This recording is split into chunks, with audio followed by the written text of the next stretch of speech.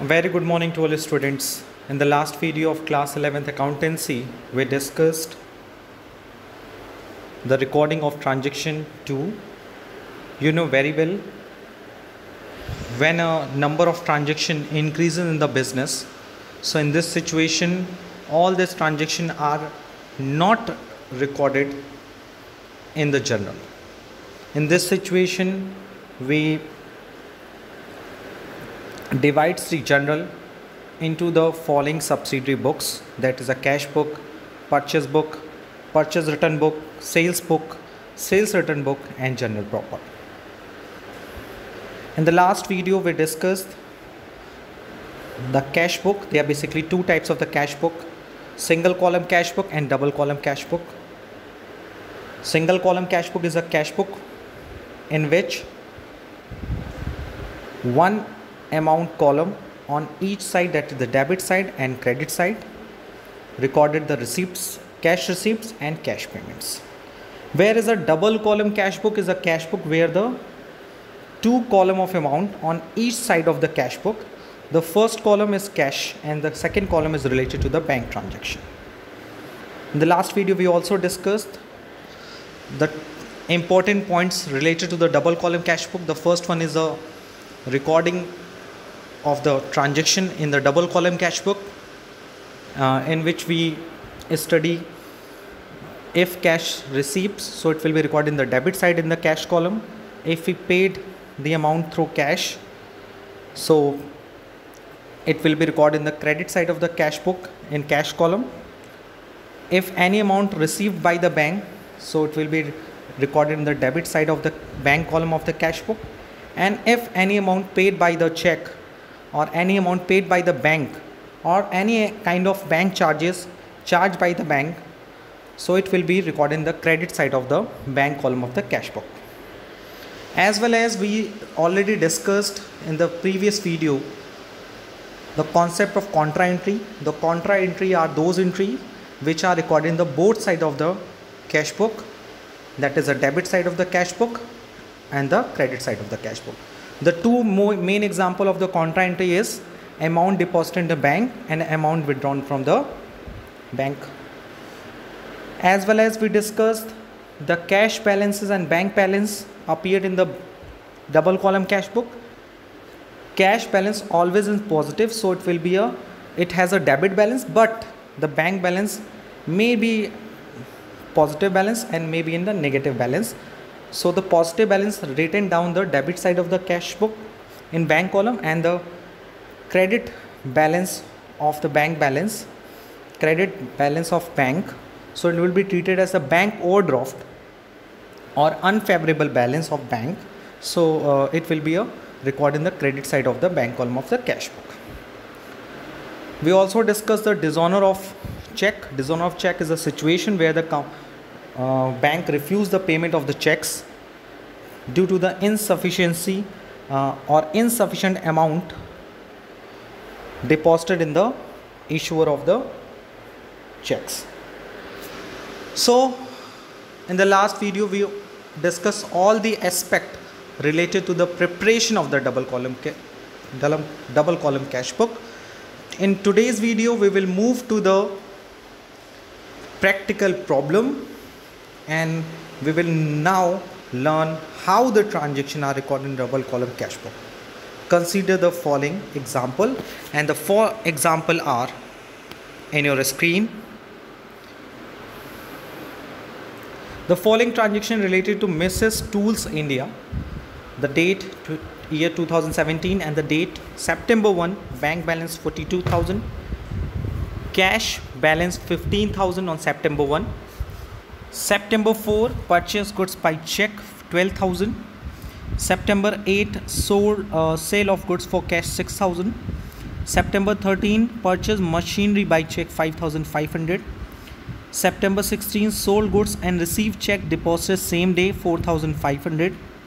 September 17, purchase goods from Meruala in cash 17,400.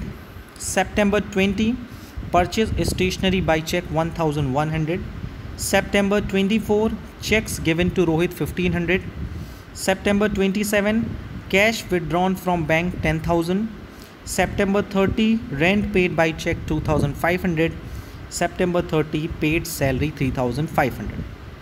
The double column cash book based upon the above business transaction will prepared.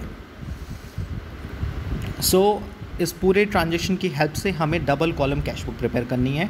So you know very well what is the format of the double column cash book.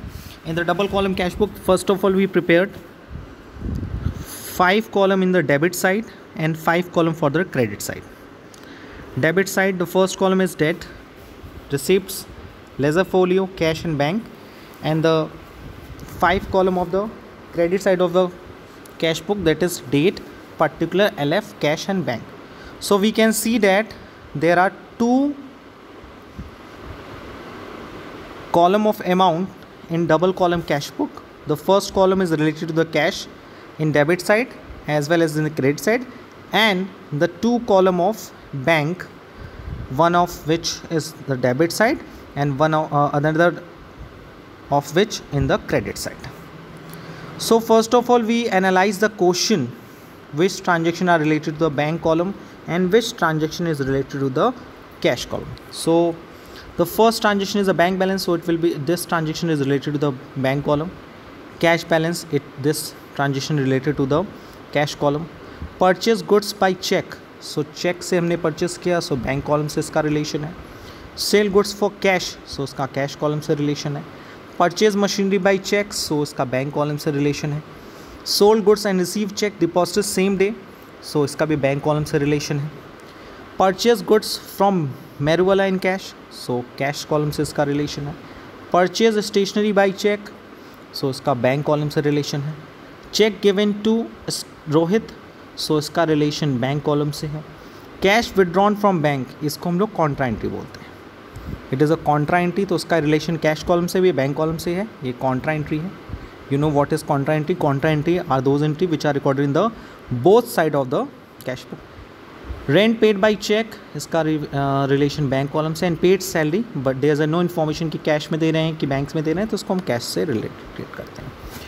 So first of all आप question को analyse करेंगे, question का format prepare कर लेंगे, and there after आप shortlist कर देंगे कि कौन कौन से ट्रांजेक्शन जो हैं कैश कॉलम से रिलेट करते हैं एंड कौन कौन से ट्रांजेक्शन बैंक कॉलम से रिलेट करते हैं, एज वेल एज कौन कौन से ट्रांजेक्शन कॉन्ट्रा एंट्री से रिलेट करते हैं.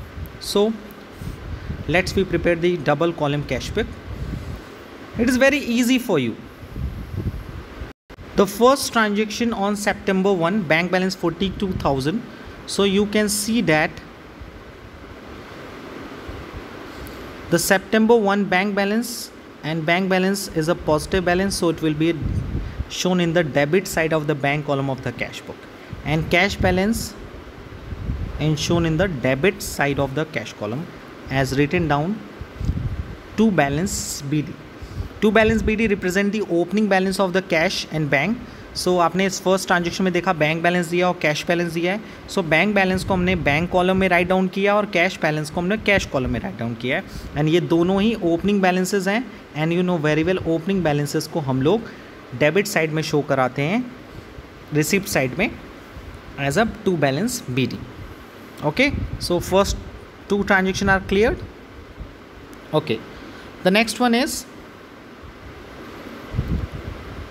purchase goods by check. You know we purchase the goods by check, so you can see जब भी हम goods purchase करेंगे तो पैसा जाएगा और हम चेक से पे कर रहे हैं. तो चेक से पे करेंगे तो who is a giver? Bank is a giver, क्योंकि चेक से पे कर रहे हैं और बैंक का पैसा कम होगा. That's why it will be recorded in the credit side of the cash book, and recorded in the amount will be recorded in the credit side of the bank column. You can see that the 12,000 recorded in the credit side of the bank column. That is 12,000. Okay, yes sir. It is very easy for you कि आप match करा के खुद देख लो कि आपने purchase किया और आपने 12,000 रिकॉर्ड किया in the credit side of the bank column. And what you right the by purchase on September 4. The first transaction September 1 का ट्रांजेक्शन हो गया, September 1 का अगेन ट्रांजेक्शन था, September 4 का ट्रांजेक्शन रिकॉर्ड हो गया.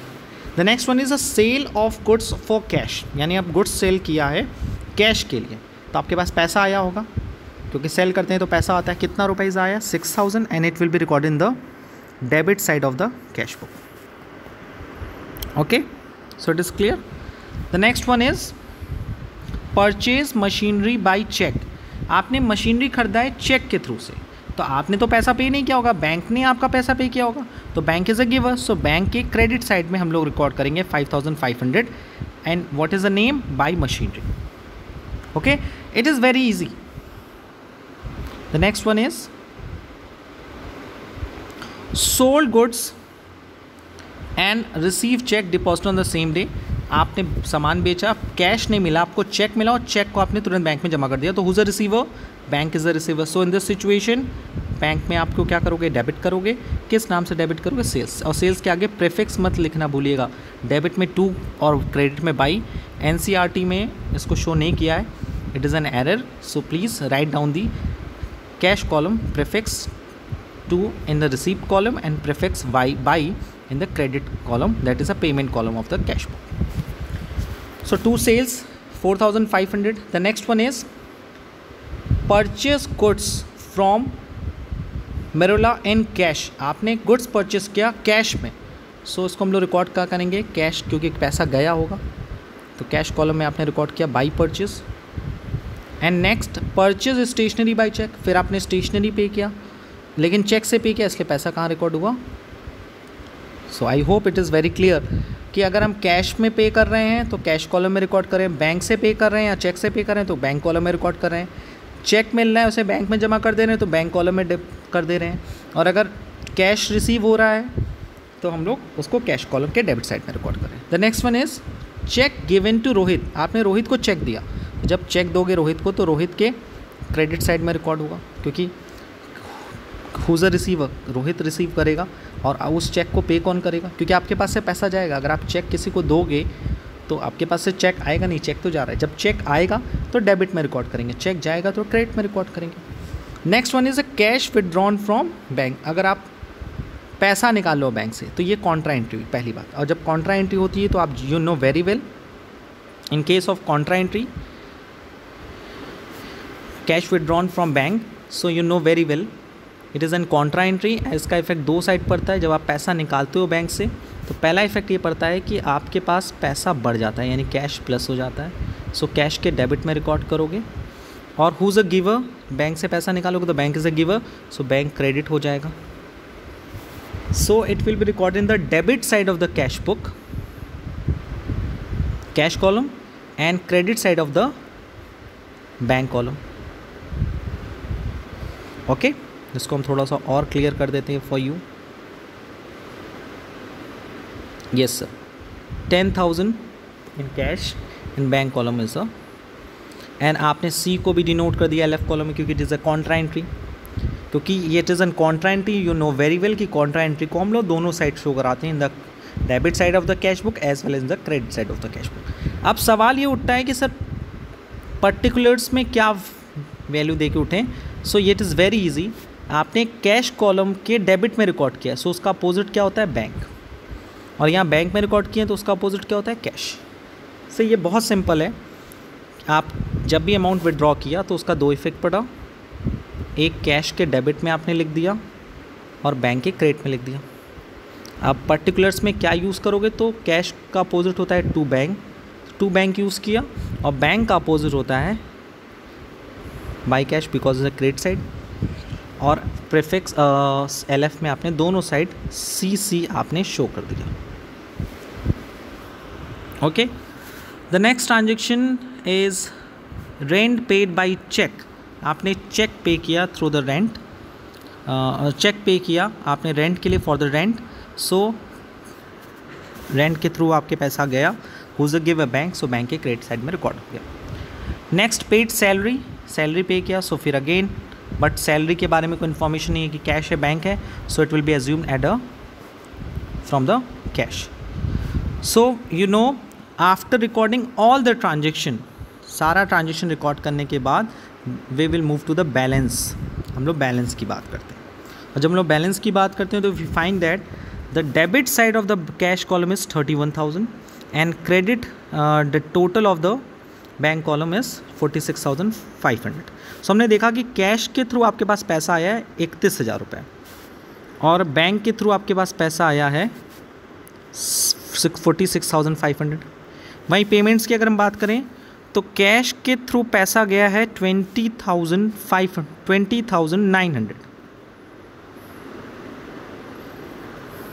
ओके, एंड बैंक के point of view से देखा जाए तो पूरा ऐड करिए 17,500।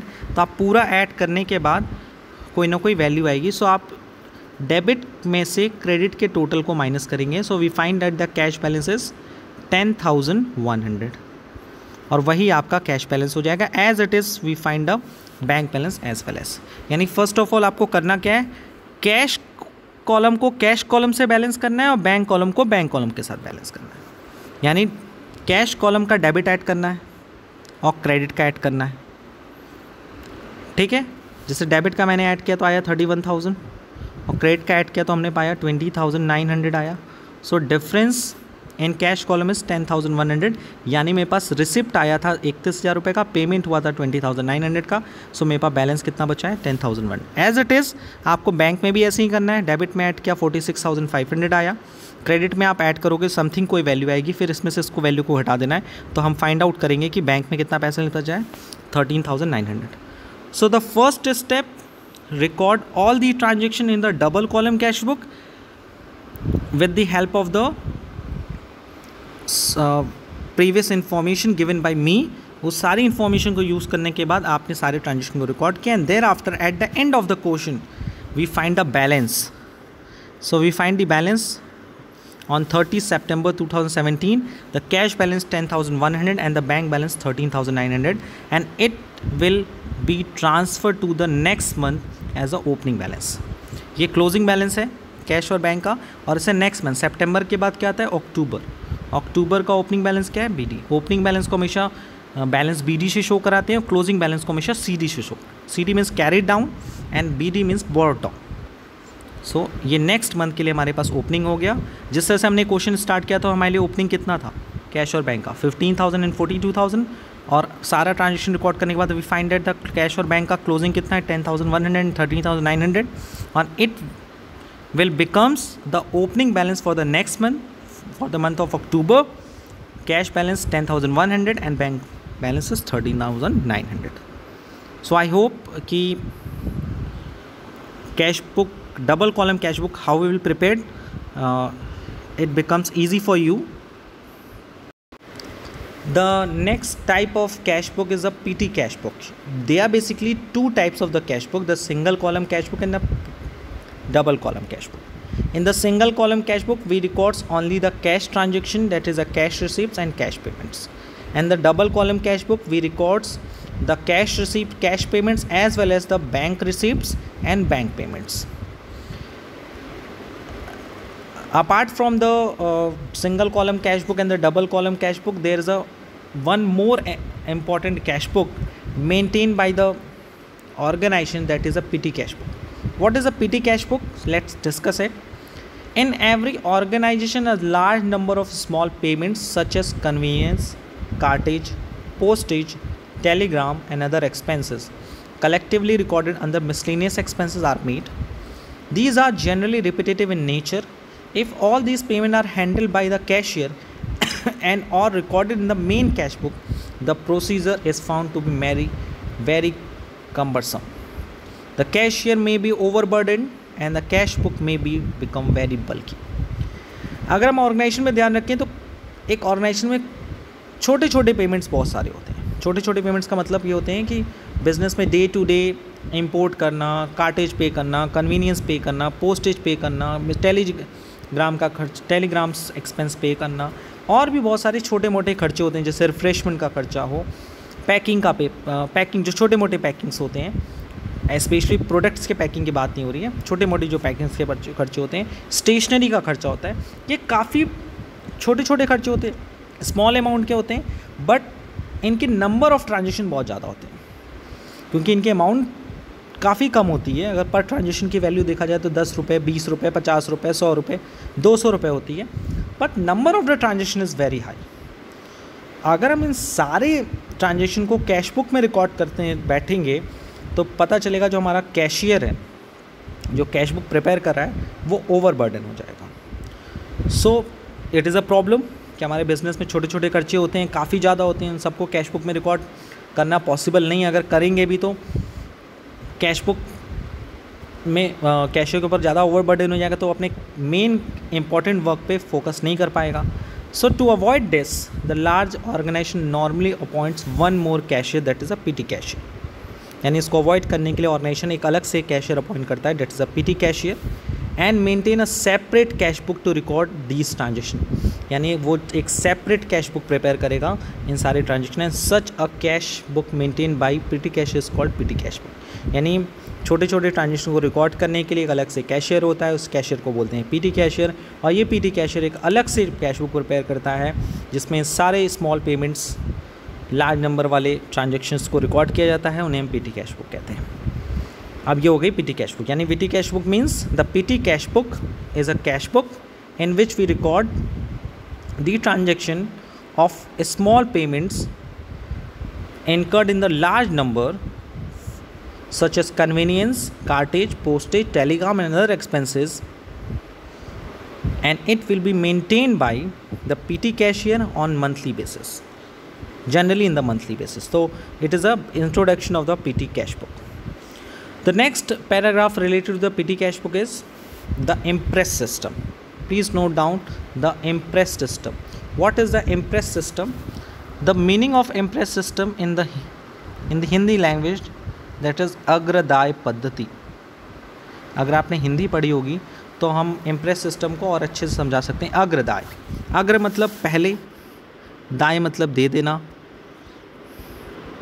यानी अग्रदाय पद्धति यानी impress system is a system जिसमें हम पहले से एक पैसा दे देते हैं। पहले से पैसा देने का मतलब जैसे मंथ स्टार्ट होने पर आपके मम्मी पापा आपको एक पॉकेट मनी खर्च देते हैं फॉर द मंथ, यानी एक महीने का आपको 2000 रुपये 3000 रुपये पॉकेट खर्च दे देते हैं कि let's take it and bear all the expenses in this month. यानी अगर आपको इस मंथ में कोई खर्चे हैं, जैसे आपके स्टेशनरी के खर्चे हैं, ट्रांसपोर्टेशन का चार्जेस है, आना जाना है, कॉलेज आना जाना है, घर से स्कूल आना जाना है, कैंटीन में कुछ खाने पीने का मन है तो खा पी लेना, यानी वो डे टू डे आपको 10 रुपये 20 रुपये 30 रुपये 50 रुपये देने से अच्छा है कि वो आपको monthly 2000 rupees as a pocket money दे देते हैं और आप उसमें से अपने सारे बजट्स को एनालाइज करते हो।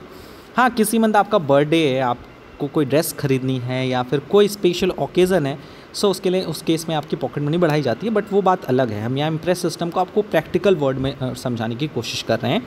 द इम्प्रेस सिस्टम मीन्स कि यहाँ पीटी कैशियर्स अपॉइंट होता है, उसको हम पहले से एक सर्टेन या डिफरेंट अमाउंट दे देते हैं eight the beginning of the month, और वो पूरे महीने उस पूरे पीरियड में उस पैसे को यूज़ करता है और छोटे मोटे खर्चे बियर करता है, और eight the end of the particular month उसका बैलेंस निकालता है कि आप वी फाइंड दैट कि आपके पास जितना आपको स्टार्टिंग में पैसा मिला था उसमें से कुछ बच गया या कुछ एडिशनल फंड की ज़रूरत है।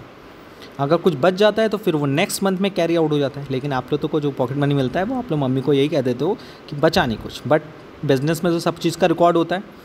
सो पीटी कैशियर को सारा कैश बुक प्रिपेयर करके देना पड़ता है और बताना पड़ता है कि सारे पैसे कहाँ कहाँ खर्च हुए हैं और उसमें से कितना पैसा एक्सेस खर्च हो गया है या कितना पैसा बच गया है। सो जितना पैसा बच जाता है वो नेक्स्ट मंथ के लिए फिर से एक जब पीटी अमाउंट हो जाता है।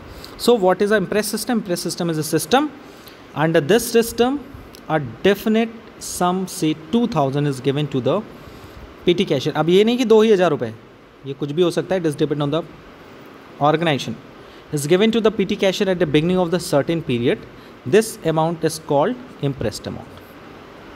The PT cashier goes on making all small payment out of this impressed amount, and when he has spent the substantial portion of the impressed amount, say 1,07,080, जैसे 2000 रुपये उसको शुरू में मिला था, उसने पूरे मंथ में 1780 यानी 1,780 रुपीज़ क्या कर दिया, खर्च कर दिया।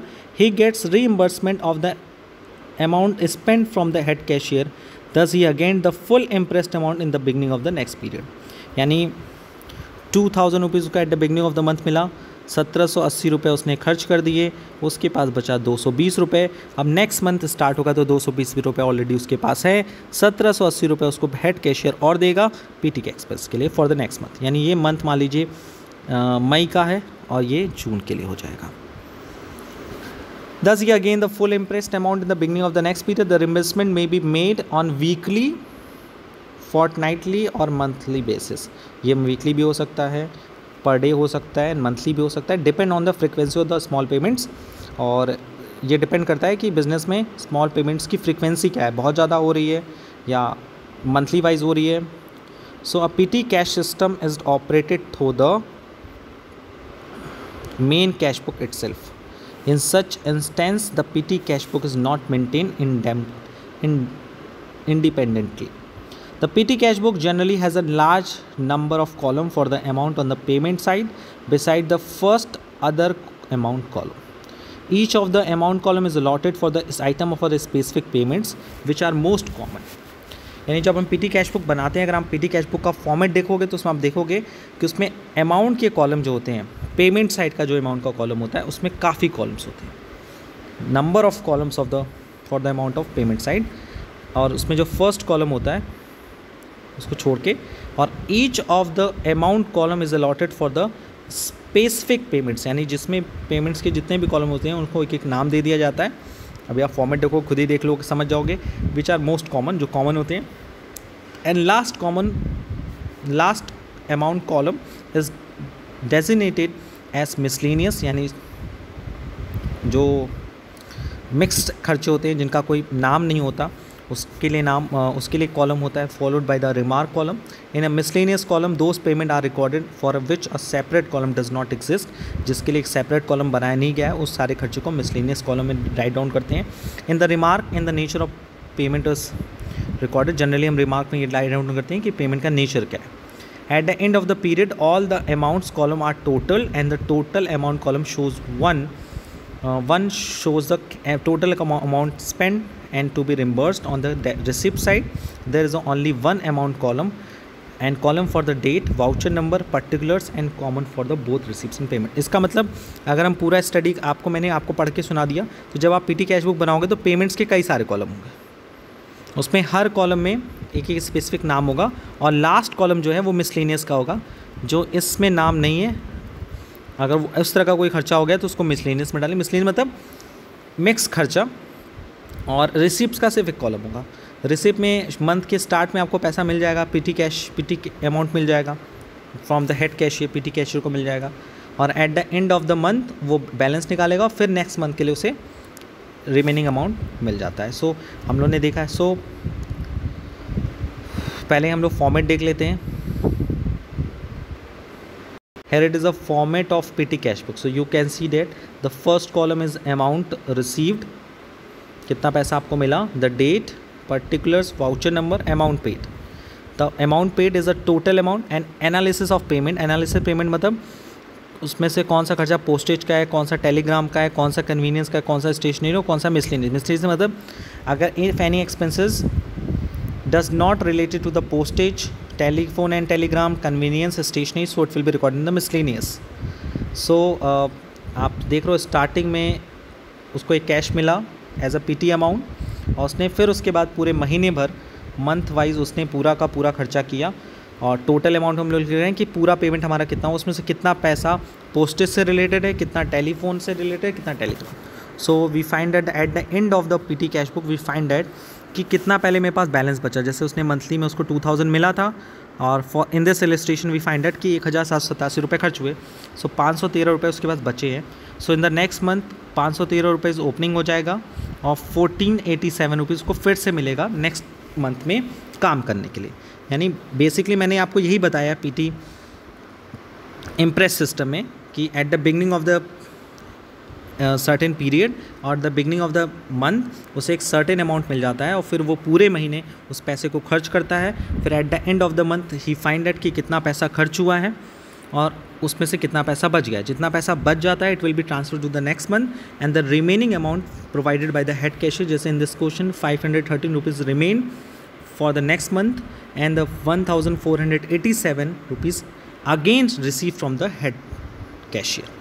and as well as with the help of the PT cash book we find that total amount जितना भी हमने खर्च किया 1487, उसमें कितना पोस्टेज एंड टेलीग्राम से है, कितना टेलीफोन से है, कितना कन्वीनियंस का है, कितना स्टेशनरी का है, कितना मिसलेनियस है. सो हम PT कैश बुक की हेल्प से we find that the total amount paid as a for the PT cash for the PT expenses, as well as we find that the separate analysis of the payments, the total payment regarding the PT expenses, out of which how many amount related to the postage, how many amount related to the telephone and telegrams, how many amounts related to the convenience, how many amounts are related to the stationery, and how many amounts related to the miscellaneous.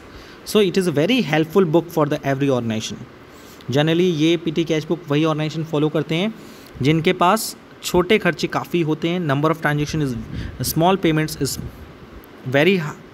Very large, और उनकी amount काफ़ी कम होती है. आप देख रहे हो इसमें most of the expenses are two digits and as well as the 3 digits. 2 digit और 3 डिजिट के ही जनरली खर्चे देखे जाते हैं. So I hope today we will discuss the 2 important topic related to the cash book. The first one is a double column cash book and it's the practical example, as well as we discuss the PT cash book and its format of the PT cash book, impress system of the PT cash book. So at the last we can say आज के लिए इतना ही. Thank you. Thanks a lot.